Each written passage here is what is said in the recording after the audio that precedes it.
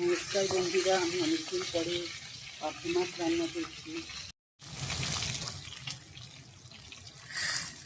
পাবদা মাছ দিয়ে বেগুন দিয়ে করবো।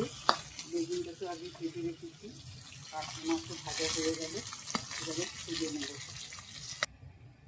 মাছ ভাজা তুলে নিয়েছি, এবারে রাঁধুনি আর কালো জিরে ফোড়ন দিয়ে দিলাম। তেজপাতাও দিতে হয়, তো তেজপাতাটা এখন আর দিচ্ছি না। রাঁধুনি কালো জিরের ভিতরে এবারে দিয়ে দেবো মশলাটা,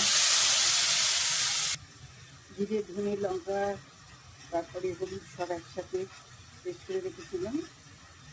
জিরেটাকে ভিজিয়ে পেস্ট বানিয়ে নিয়েছি, এটা এবারে দিয়ে দেবো। ভাজা মাছ দিয়ে দিলাম, কাঁচা লঙ্কা দিলাম, এবার একটু গরম জল দিলাম। ভাজা